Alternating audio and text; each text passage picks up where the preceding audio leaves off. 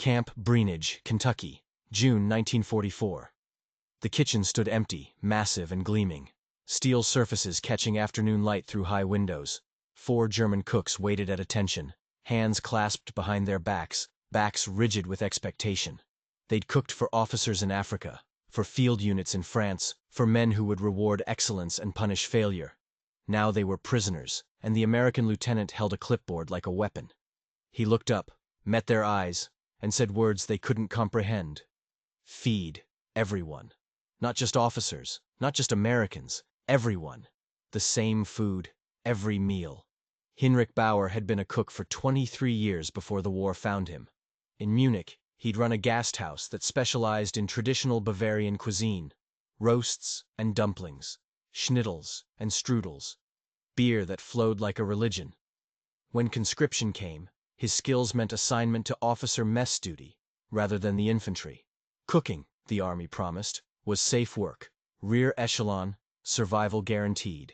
That promise held until the Allied breakout at Normandy. His unit had been assigned to a field command post, serving meals to staff officers who planned operations over plates of stolen French beef. When the American advance came faster than intelligence predicted, there was no time to evacuate. Hinrich and 3 other cooks, Fransworth, Otto Schmidt, and young Klaus Neumann, surrendered in a kitchen that still smelled of roasting meat. The Americans searched them for weapons, found only kitchen knives, and loaded them into trucks with abused efficiency. The journey to America took 3 weeks. Ship across the Atlantic, processing at a port facility where their papers were stamped and filed. Train through American countryside that looked impossibly green and peaceful. Hinrich watched through the cattle car windows, seeing farms untouched by war, towns with lights blazing at night, civilians who waved at passing trains without fear. The disconnect was total. Europe was burning. America looked like the world before the war began. Camp Breenage appeared through morning mist, like something from a dream. Row upon row of wooden barracks, perfectly aligned. Guard towers manned but not menacing. A water tower, administration buildings, recreation facilities, and dominating one corner, a kitchen complex larger than any Hinrich had seen outside a hotel.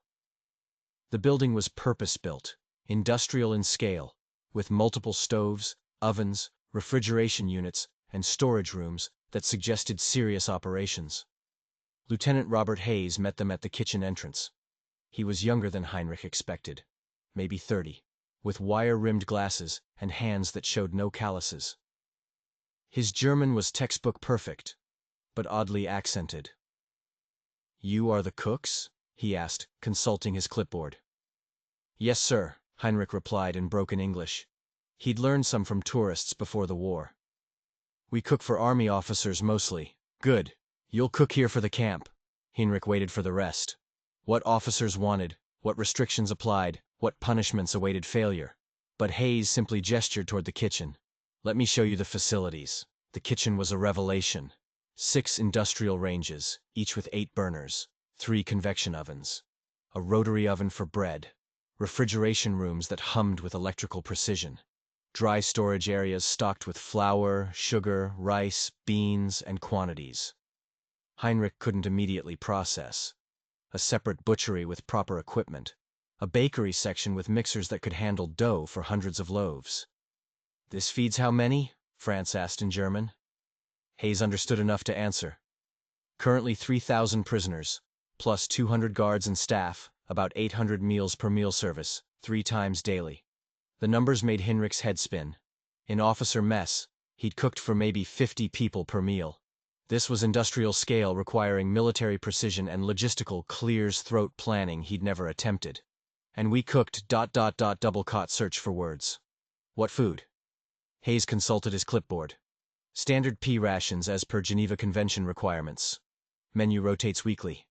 Breakfast: eggs, bacon or sausage, toast, oatmeal, coffee. Lunch: sandwich or hot meal, soup, fruit, dinner, protein, starch, vegetable, bread, dessert. You'll work with American kitchen staff. They'll teach you the systems." Hinrich processed this slowly. The quantities suggested were more than most German civilians had seen in years. Eggs and meat at every breakfast, daily fruit, dessert. This was officer-level food, possibly better. This is for Americans only. Guards? No. Hayes looked puzzled. Everyone prisoners eat the same menu as guards. Geneva Convention requires adequate nutrition for POWs. America interprets that as equivalent meals. Everyone, Hinrich repeated, testing the word. Everyone, Hayes confirmed. You'll cook for German prisoners, Italian prisoners, Japanese prisoners, and American staff. Same kitchen, same food, same portions. The only distinction is separate serving lines for different groups. But what goes on the plates is identical. The concept refused to settle in Hinrich's mind properly. In the Wehrmacht, hierarchy determined everything. Officers ate beef while enlisted men got turnips. Conquered peoples received whatever was left after German needs were met. The idea that captors would feed prisoners the same food they fed themselves seemed not just generous but nonsensical, wasteful, weak. I don't understand, Otto said in German. Why feed enemies well? Why not give minimum? Save resources? Hayes caught the gist even without perfect translation. Because the Geneva Convention says so. Because America has the resources, and because he paused, choosing words carefully, because people are people, regardless of which uniform they wore. Everyone deserves adequate food. Nationality doesn't change nutritional requirements. That evening, the 4 German cooks met their American counterparts. Sergeant Michael O'Brien ran the kitchen with the efficiency of someone who de-worked in commercial food service before the war. He was older, maybe 50, with a cook's build solid muscle beneath a layer of comfortable padding. His assistant was a younger man named David Chun, whose family ran a restaurant in San Francisco. Both treated the German cooks with professional courtesy that bordered on warmth. "Welcome to the operation," O'Brien said, showing them the menu planning board. "We run a tight ship here. Everything's scheduled, portioned, organized. You follow procedures, we'll get along fine. You understand cooking?" "Yes," Hinrich said. "We cook for Army many years." "Good. Then you understand volume, timing, consistency. That's what matters here. We feed 3,000 people per meal service. Food needs to be ready on time, safe to eat, can taste decent. We're not winning culinary awards, but we're not serving slop either. Prisoners work hard farming, construction, maintenance. They need real food to maintain health. You 4 will help us maintain that standard." The first meal service came at 05:30 the next morning, breakfast for 3,000. Hinrich arrived in the pre-dawn darkness, following other workers toward the kitchen's lights. Inside, the operation was already in full motion. O'Brien directed traffic like a conductor, calling out orders, checking temperatures, monitoring timing. The German cooks were assigned to egg stations scrambling massive quantities in steam kettles that held gallons. Hinrich cracked eggs mechanically, watching the operation unfold. Other stations prepared bacon on flat-top grills, rows of strips sizzling in perfect formation. The bakery section toasted bread by the hundreds of slices. Oatmeal cooked in vats large enough to bathe in. Coffee brewed in percolators that each made 50 cups. The scale was overwhelming, but the principles were familiar. Cook food. Feed people. Don't let anything burn. At 0:60, the mess hall doors opened. Prisoners filed through in orderly lines. Germans in one queue, Italians in another, Japanese in a third. Guards and staff used a fourth line. Each person received the same plate. Scrambled eggs, 3 strips of bacon, 2 slices of toast, a bowl of oatmeal, coffee. The portions were generous, the food freshly made and steaming. Heinrich watched through the kitchen window. German prisoners sat at tables, eating with focused intensity. Some looked confused, as if waiting for the trick. Others ate quickly, defensively, like the food might be taken away. A few ate slowly, deliberately, as if trying to remember what satisfaction felt like. "They're surprised," O'Brien said, appearing at Heinrich's shoulder. "Most of them have been on reduced rations for months, even before capture. Some haven't eaten this well since before the war. Takes them a few days to believe it's real." "In Germany," Heinrich said carefully, "we have rationing since 1939. Bread mostly, some vegetables, meat is rare." "Very rare?" O'Brien nodded. "We know makes this harder, I think. Feeding prisoners better than their own country fed them creates cognitive dissonance, but that's not your problem. Your problem is making sure these eggs don't overcook. Keep stirring. The morning continued. Lunch service at 1200 hours, sandwiches with actual meat, vegetable soup, fresh fruit. Dinner at 1800 hours, pork chops, mashed potatoes, green beans, bread, apple cobbler for dessert. Each meal required hours of preparation, coordination between stations, precise timing to ensure everything came out simultaneously. Hinrich fell into the rhythm slowly, his body remembering the muscle memory of professional cooking, even as his mind struggled with the implications. That evening, exhausted, the 4 German cooks sat outside their barracks, watching the sunset behind the camp's western fence. The air was thick with Kentucky humidity and the smell of cut grass. Somewhere nearby, someone played harmonica American folk songs they didn't recognize. "I don't understand this place," Klaus said. He was the youngest, maybe 22, conscripted straight from culinary school. The propaganda said American camps were harsh starvation labor. But this ... He gestured vaguely at the camp, at the full bellies around them, at the casual atmosphere. "This is better than home." "That's the point," Franz said bitterly. He'd been a party member, true believer material.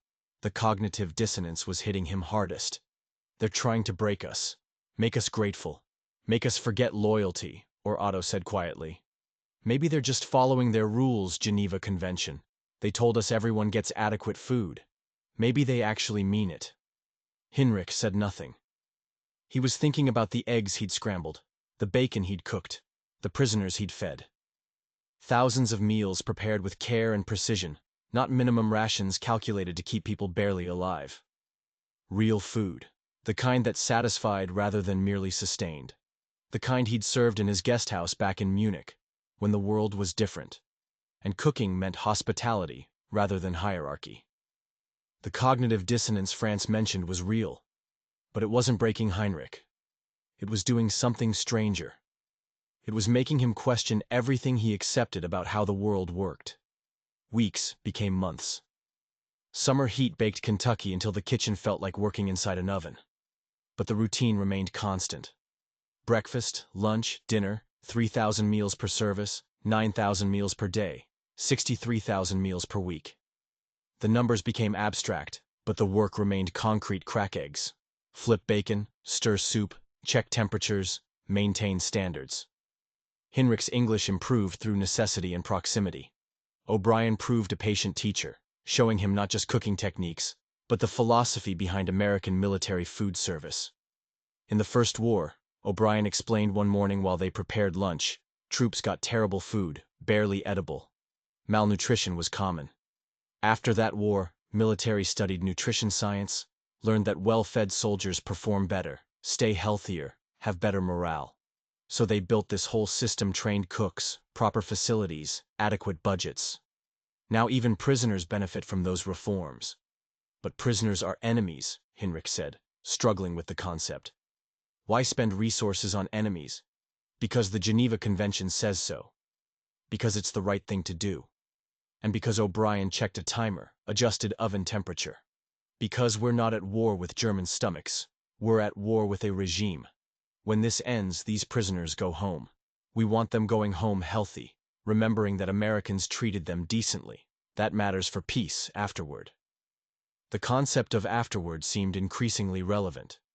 News from Europe filtered into the camp through newspapers and radio. The Allied advance continued.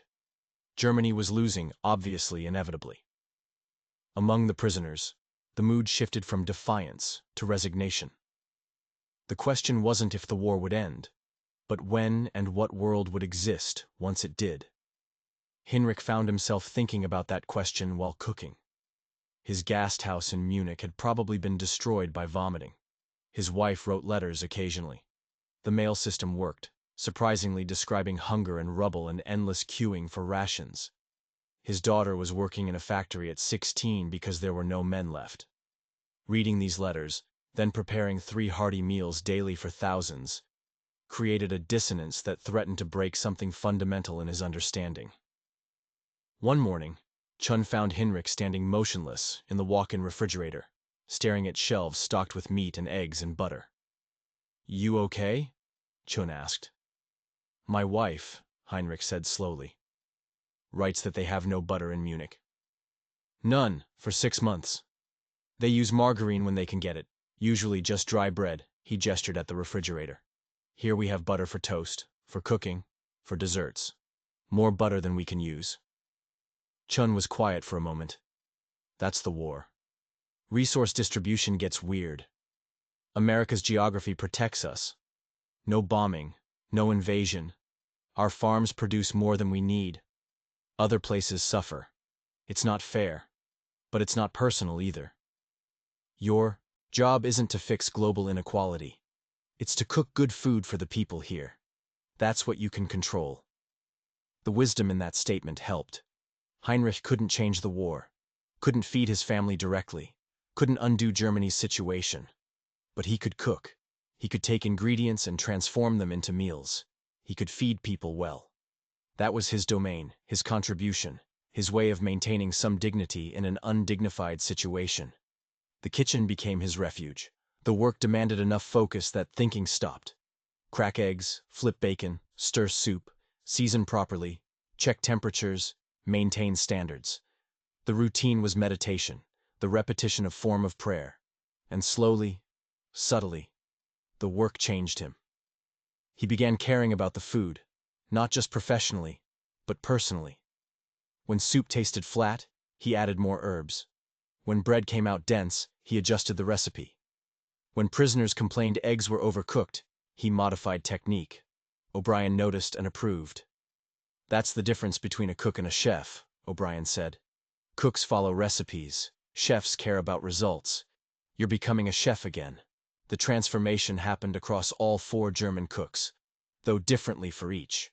France remained bitter, but channeled it into perfectionism. If he had to feed prisoners, he'd do it flawlessly, not from kindness, but from professional pride. Otto embraced the work with quiet contentment. Relieved to be doing something productive rather than sitting in barracks going mad from boredom.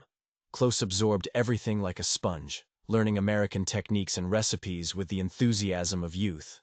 By autumn, the German cooks had become integral to the operation. O'Brien trusted them to work independently, to make decisions, to maintain standards without constant supervision. They'd earned respect through consistency and skill. The American staff treated them less as prisoners, and more as colleagues who happened to be wearing different uniforms. The breakthrough came in October during Oktoberfest. O'Brien approached Heinrich with an unusual request. Some of the guards have German ancestry. They want to do Oktoberfest celebration. Nothing official, just special meal in the Missole. I told them we might be able to do traditional German food if our German cooks were willing to help. You interested? Heinrich stared at him. You want us ... to cook German food for Americans and Germans? Anyone who wants to participate? I figured it might be nice give prisoners taste of home. Teach Americans about German culture beyond the war. But only if you want to. It's voluntary. Heinrich looked at France, Otto, Klaus. They'd been listening. France's face showed conflict party loyalty, wearing with professional pride.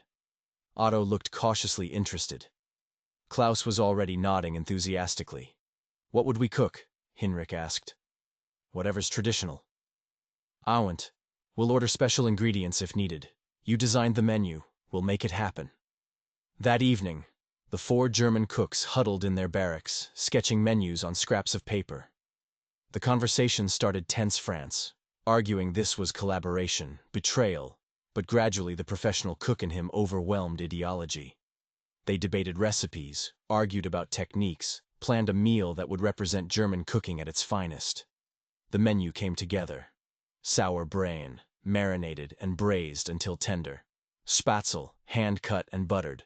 Red cabbage braised with apples. Potato pancakes crispy on the outside, soft inside. Rye bread, dense and properly soured. And for dessert, apple strudel with pastry so thin you could read through it. O'Brien approved the menu and ordered ingredients. The day before Oktoberfest, Heinrich started the sour Braden marinade beef and vinegar, wine, spices, needing time to develop flavor. Klaus prepared dough for strudel, rolling it until his arms ached. Otto grated potatoes for pancakes. France worked the cabbage with the intensity of someone exercising demons through cooking. October. Fest day arrived cool and crisp. A kitchen filled with smells Heinrich hadn't encountered since leaving Germany. Caraway vinegar, roasting meat, baking bread. The combination was overwhelming, transporting him instantly to his guest house, to normal times, to the life that existed before everything broke. At 1-800 hours, it began serving. A mess hall had been decorated with makeshift Bavarian colors and bunting. An American guard with accordion played beer hall songs. Prisoners and guards lined up together, this time with no separation, the occasion superseding normal divisions. Heinrich watched nervously as the first prisoners received plates. Would the food be good enough? Would it taste like home or like a poor imitation? Would it remind them of what they've lost or provide comfort? A German prisoner named Wilhelm took his first bite of Sarbatrayan. His eyes closed, tears ran down his cheeks. He chewed slowly, deliberately, as if trying to make the moment last forever. When he opened his eyes, he looked directly at Heinrich through the kitchen window and nodded once acknowledgement, gratitude, recognition of effort given. More prisoners came through, more reactions. Some ate silently, focused entirely on the food. Others talked animatedly with neighbors, comparing the meal to their mother's cooking, debating recipes, arguing good-naturedly about regional variations. The American guards tried everything, asked questions, expressed genuine appreciation for flavors they'd never encountered. O'Brien found Heinrich in the kitchen monitoring the operation. "This was a good idea," O'Brien said. "Look at them. For a few hours, they're not prisoners and guards. They're just people sharing a meal. That's what food does. It creates common ground." Heinrich nodded, unable to speak. Something was cracking inside him. Some wall he built between himself and this situation. He'd been maintaining psychological distance, treating the work as something he had to do rather than something meaningful. But watching prisoners eat food he'd cooked with care, seeing their reactions, understanding that he'd given them a moment of home. It mattered. The work mattered, not strategically or politically, but humanly. That night, Heinrich wrote to his wife. The letter was different from previous ones. Less about survival, more about purpose. "I'm cooking again. Real cooking. The kind I did at the guest house. Today we prepared Oktoberfest dinner sour and spätzle, the whole traditional meal.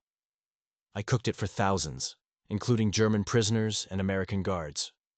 Everyone ate together, enjoyed the food, remembered for a moment that we're all human beings who appreciate good cooking regardless of politics. I thought being a prisoner meant losing purpose. But maybe purpose isn't about freedom or captivity. Maybe it's about doing work that matters, creating something good regardless of circumstances. I'm feeding people well in a world destroying itself. That feels like resistance of a different kind, insisting on care and quality when everything else demands cruelty and shortcuts." December brought cold that felt alien after the oppressive summer heat. The kitchen offered warmth that extended beyond temperature, the comfort of purpose, routine, creation. The 4 German cooks had fully integrated into operations. They worked shifts alongside American staff, collaborated on menu planning, trained new workers. The distinction between prisoner and employee had blurred through months of professional cooperation. Christmas planning began in November. O'Brien gathered the kitchen staff for a meeting. "Christmas meal is the biggest event of the year. We're doing full traditional American Christmas turkey. Ham, all the sides, multiple desserts. But I thought," he looked at the German cooks, "maybe we could do dual tradition. American and German together. Show that different cultures can share holidays even in wartime." The idea was ambitious to the point of madness. A meal for over 3,000, combining 2 distinct culinary traditions, requiring coordination and timing that would challenge even experienced teams. But the challenge excited rather than intimidated. This was cooking as art, as statement, as bridge between enemies. The menu planning took weeks. American side: roasted turkey, honey-glazed ham, cornbread dressing, mashed potatoes, sweet potato casserole, green bean casserole, cranberry sauce. German side: roasted goose, rotel, red cabbage, cardiffas, potato dumplings, semelandel, bread dumplings, braised root vegetables, shared desserts, American pumpkin pie, German Liebchen, stolen, and cookies from both traditions. The ingredient orders were staggering. The procurement office balked until O'Brien personally petitioned the camp commander, arguing that holiday morale mattered for prisoners and guards alike. The commander, himself of German ancestry, approved the budget with an instruction: make it memorable. Show these men that humanity survives even in war. Preparation began a week before Christmas. Klaus worked exclusively on baking stollen that required clear's throat days of preparation. Fruit filled and rich with marzipan. Labuccan cookies spiced with ginger, cinnamon, cloves, cardamom. American sugar cookies shaped like stars and trees. The bakery section became his domain, and he ruled it with surprising authority for his age. Otto tackled the dumplings, both potato and bread varieties. The work was tedious, time-consuming, requiring perfect ratios and gentle handling. He worked methodically, his face showing concentration that bordered on meditation. The dumplings had to be light, flavorful, snorts, the kind that German grandmothers made by feel rather than recipe. France supervised meat preparation. 20 turkeys, 10 geese, 5 massive hams. Each bird needed different treatment, different timing, different temperature. The goose fat had to be rendered and saved. The turkey skin needed to crisp perfectly. The ham required scoring and glazing at precise intervals. France approached this with the intensity of a general planning and offensive charts and timers covering his station. Henrik coordinated everything. The conductor of this culinary orchestra, he managed timing so different elements finished simultaneously. He checked quality, adjusted seasoning, made real-time decisions when things didn't go exactly to plan. The responsibility was enormous, but he felt alive in a way he hadn't since before the war. This was the work he'd been trained for, the purpose he'd lost, returned in unexpected circumstances. Christmas Eve arrived cold and clear. The kitchen operated at full capacity from all 40 hours. Ovens ran continuously. Every burner was occupied. The space filled with competing aromas, roasting meat, baking bread, sweet spices, savory herbs, all blending into something that transcended individual smells to become simply feast. The camp chaplain, Protestant, Catholic, even Jewish, arranged for services earlier in the day so everyone could attend the meal. The mess hall was decorated with pine boughs, candles, handmade ornaments created by prisoners and craft classes. Tables were arranged in long rows rather than the usual separated seating. For this meal, the camp commander decreed everyone sat mixed German prisoners next to American guards, Italian prisoners next to kitchen staff, rank and nationality temporarily suspended. At 1700 hours, they began serving. The line moved slowly, each person receiving both American and German dishes, a plate that represented impossible cooperation, culinary diplomacy, the idea that different traditions could coexist rather than conflict. Henrik watched from the kitchen, his work complete. O'Brien stood beside him, both men exhausted but satisfied. "We did it," O'Brien said quietly. "Look at them." The mess hall was full of men eating, talking, laughing. Guards shared stories about their families' Christmas traditions. German prisoners described how they celebrated back home. Italian prisoners sang carols in their language, while others listened appreciatively. Someone started Silent Night in German. Still not. And Americans joined in English. The two versions harmonizing imperfectly, but beautifully. "This is what cooking is supposed to be," Henrik said. Finding words in English that came easier now. Not just feeding bodies, feeding souls, creating moment where enemies remember their human beings who all love good food, family traditions, the comfort of shared meals. O'Brien nodded. "After the war, what will you do?" Heinrich had thought about this increasingly. "I don't know what's left in Munich. My guest house is probably gone, but somewhere somehow I'll cook again. This," he gestured at the mess hall, "this taught me that cooking matters more than I understood. It's not just business or profession. It's how we tell each other we care, how we create common ground, how we insist on civilization even when everything else is barbaric." A young German prisoner approached the kitchen window. He couldn't have been more than 18. "Sir," he said in German, addressing Heinrich, "I wanted to thank you. The card lies. They taste exactly like my mother's.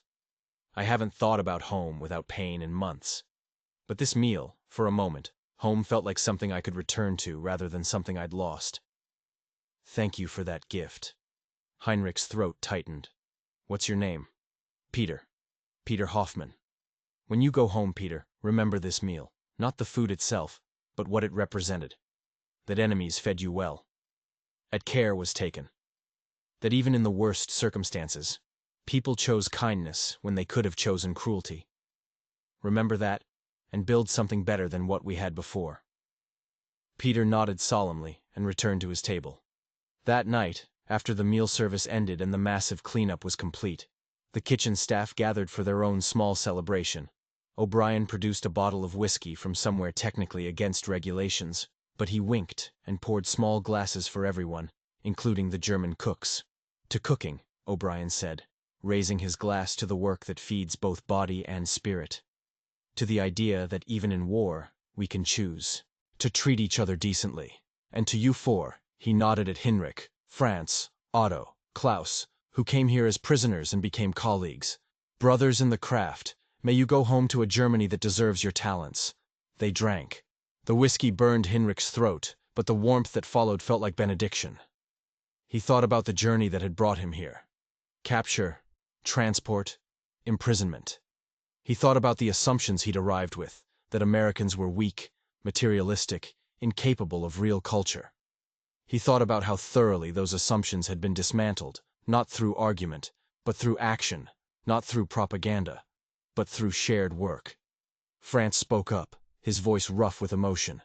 He was trying to hide. I was party member, true believer. I thought American democracy was weakness, that their kindness was naivety. But you don't need to be cruel to be strong.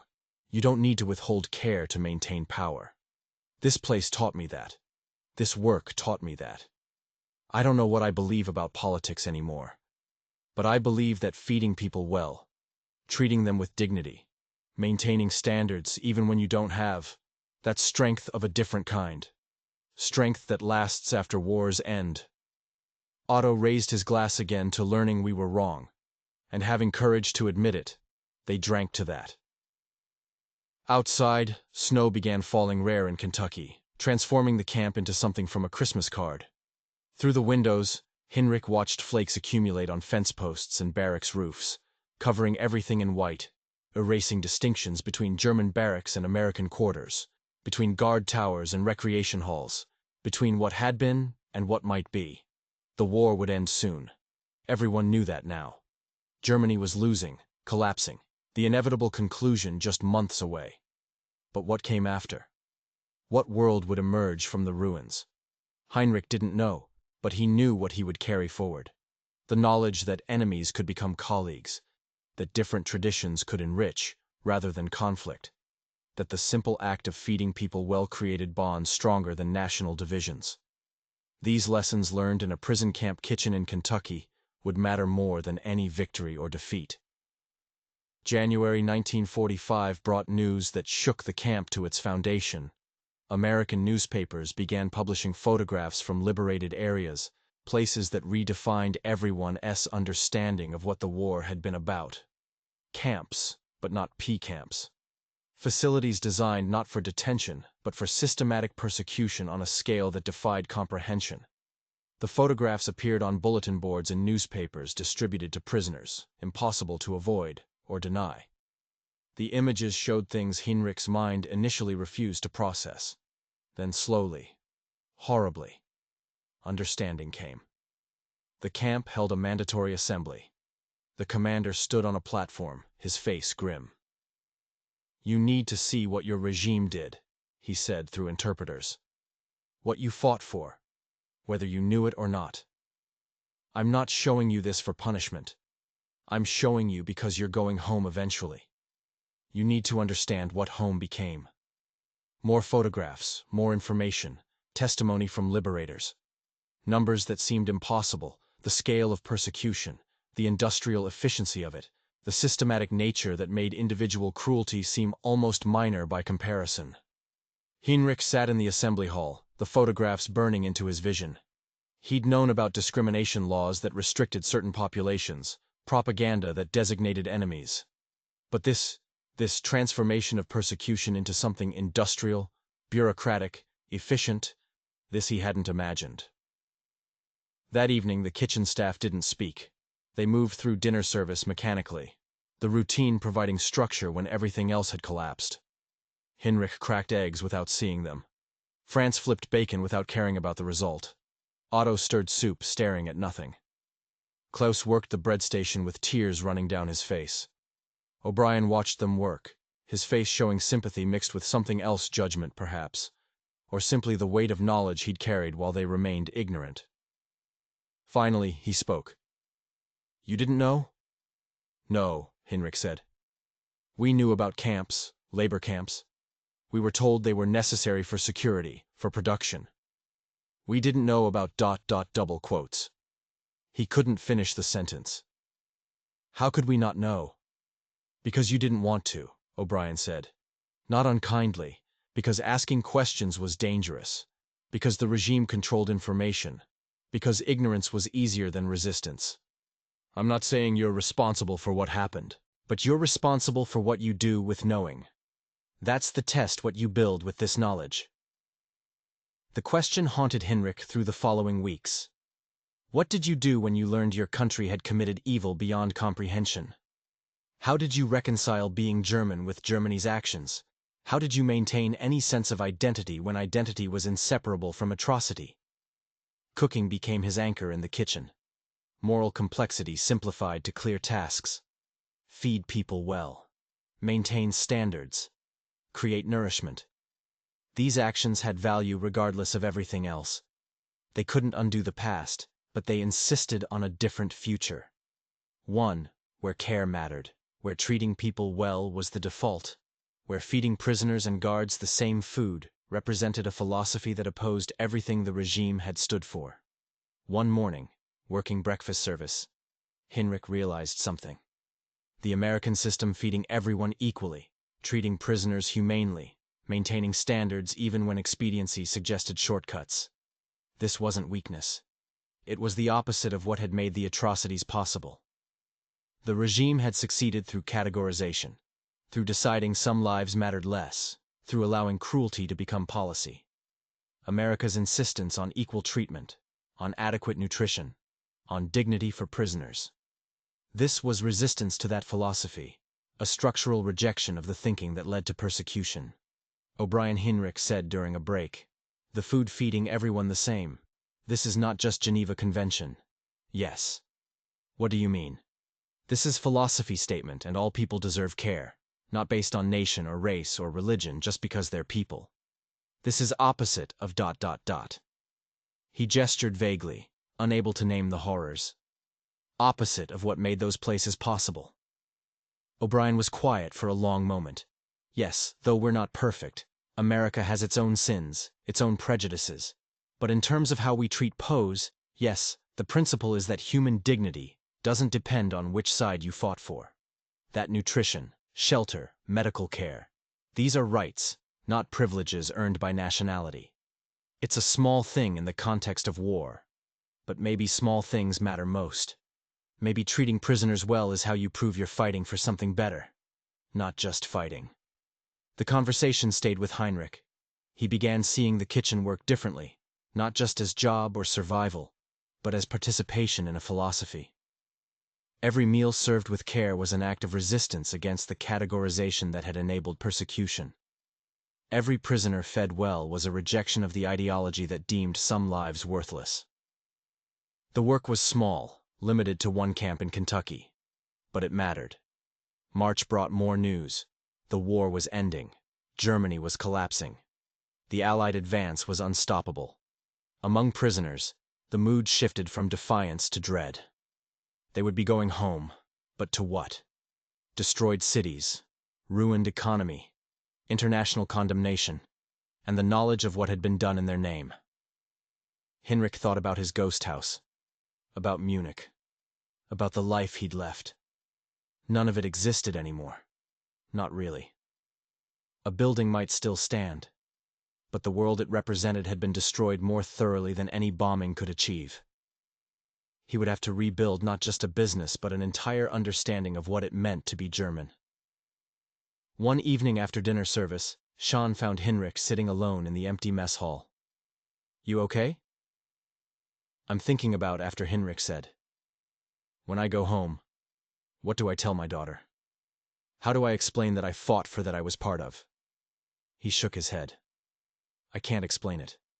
I can only try to be different. Sean sat down across from him. My grandparents came from China to America 60 years ago. They faced discrimination, couldn't become citizens for decades, were always seen as foreign. But they built a restaurant, fed people well, slowly earned respect through work rather than words. That's how you change minds. Not through apologies or explanations, but through actions that demonstrate different values. You go home, you cook, you feed people well. You treat everyone with dignity regardless of who they are. That's how you rebuild, one meal at a time. The wisdom in that struck Heinrich deeply. He couldn't change the past. He could only influence the future through present actions. Cooking wasn't just work. It was statement philosophy, the daily practice of treating people as inherently worthy of care and nourishment. April came with the announcement that repatriation would begin soon. The war in Europe was days from ending. German prisoners would be processed and returned home over coming months. The news brought relief and fear in equal measure.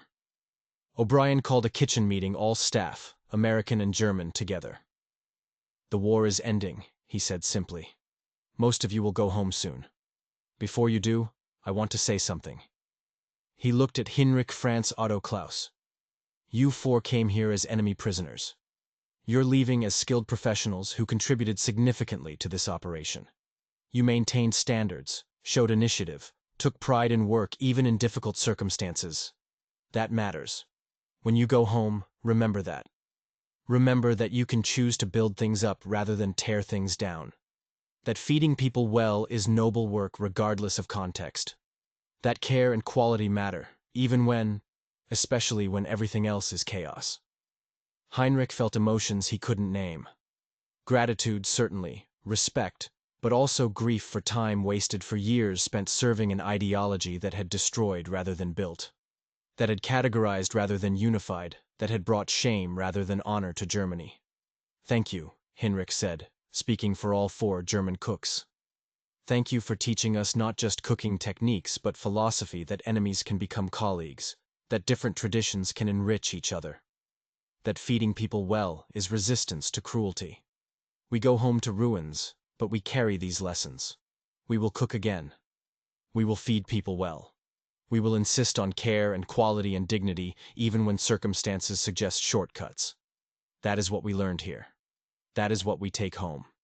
May 8, 1945. Germany surrendered unconditionally. In Camp Breenage, the announcement brought no celebration among German prisoners, only relief that the dying was over, mixed with dread about what came next. The camp would transition to repatriation processing over coming months. Most prisoners would return home by autumn. Henrik spent his final weeks teaching American cooks German recipes he perfected during his time in camp. Sour Brighton technique that required days but yielded meat tender enough to cut with a fork. Proper spatzel hand cut and butter tossed. Red cabbage braised until it was sweet and tangy simultaneously. The recipes were gifts, cultural exchange, a way of saying thank you when words felt inadequate. O'Brien organized a farewell dinner for the German kitchen staff. The menu was collaborative American and German dishes side by side. The culinary diplomacy they perfected over months of working together. The mess hall was packed with guards and prisoners who appreciate the food these enemy cooks had prepared. During the meal, O'Brien stood to speak. When these four arrived, they were prisoners, enemies. We didn't know if we could trust them in a kitchen with knives and hot surfaces. But they proved themselves through work ethic, skill, and dedication to quality. They helped feed over 3,000 people daily with care and consistency. They taught us about German cooking traditions while learning ours. They showed that even in war, even in captivity, professional pride and human decency can transcend national divisions. He raised his glass. To Hinrich, Franz, Otto, and Klaus, may they find homes worth returning to. Everyone drank. Hinrich stood, his English now fluent enough for simple speeches. I was cooking Munich before war. I thought I understood my work, make good food, serve customers, earn living. But this place taught me cooking is more than business. It's philosophy. How we feed people reveals what we believe about human worth. This camp fed prisoners and guards same food. Equal portions, same care. This is small thing maybe, but it's also everything. It says that human dignity doesn't depend on nationality or rank or circumstances. It says everyone deserves adequate nourishment simply because they're human. He paused, collecting thoughts. Germany did terrible things. We're going home to face that. I can't undo past, but I can choose what I build in future. I will cook again. I will feed people well. I will insist on quality and care even when easier to take shortcuts. That is what I learned here. That is the gift I carry home. August 1945. The 4 German cooks boarded a ship for return to Europe. The journey was somber. No one knew what awaited in Germany. Reports described total destruction, starvation, chaos. The country they had left no longer existed in any meaningful sense. The ship arrived in France. Processing took weeks. Then trains through Germany toward their various homes. Hinrich watched through windows as the countryside revealed the war's full cost. Cities reduced to rubble, bridges destroyed, factories bombed, and everywhere people hollow-eyed, thin, desperate, moving through ruins like ghosts. Munich was worse than Heinrich imagined. His neighborhood was gone, literally gone, reduced to foundation stones and debris. He found his wife and daughter living in a basement shelter, surviving on Allied rations and hope. When he entered, they stared at him as if he were hallucination. Heinrich? His wife's voice was uncertain. I'm home, he said, and they collapsed into each other, crying for everything lost and everything somehow preserved. The weeks that followed were dedicated to survival, finding adequate shelter, securing enough food, navigating the chaos of occupied Germany. But Heinrich's mind kept returning to the kitchen, to the work he knew, to the lessons he'd learned.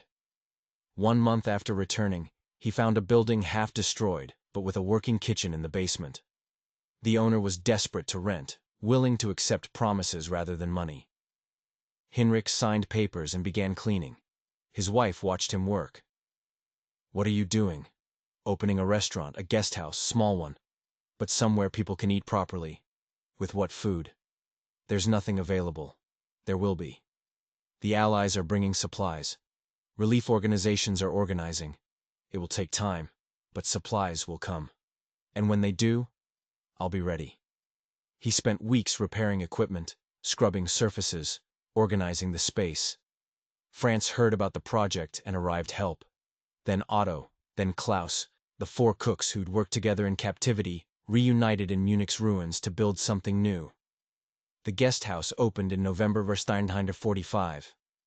The menu was limited. The ingredients available couldn't support extensive offerings. But what they served well. Soup made from vegetables and stock bones, but rich and flavorful.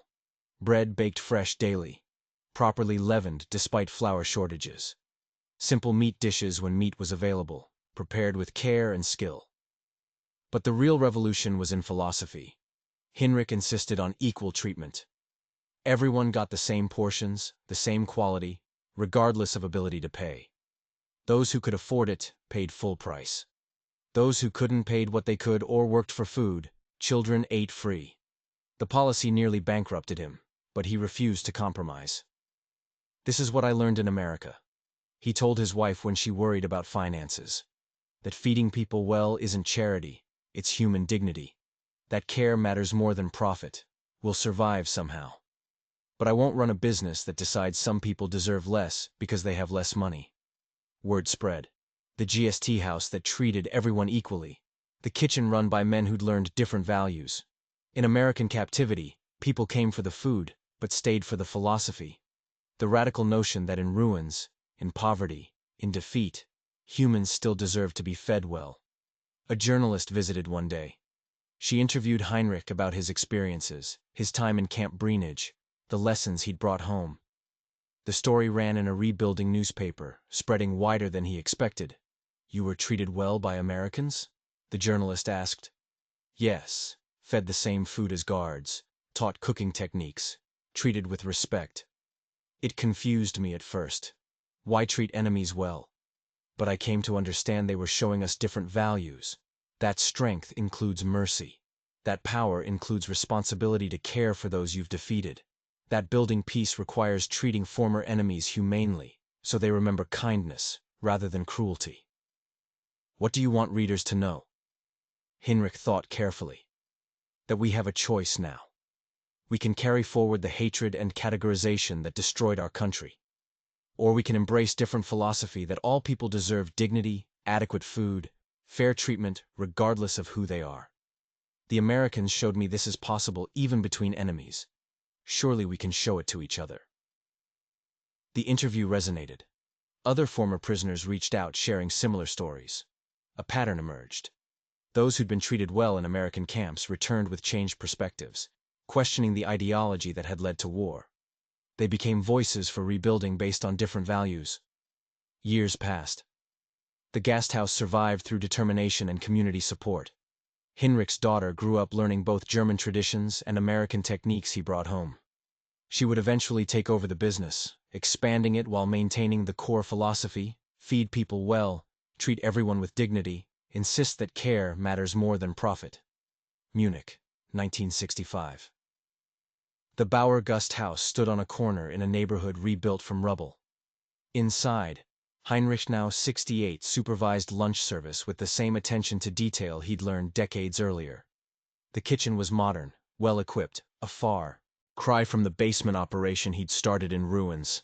A young apprentice chef struggled with sauce consistency. Heinrich watched and stepped in. "More patience," he said. "Cooking is not just following recipe. It's caring about results.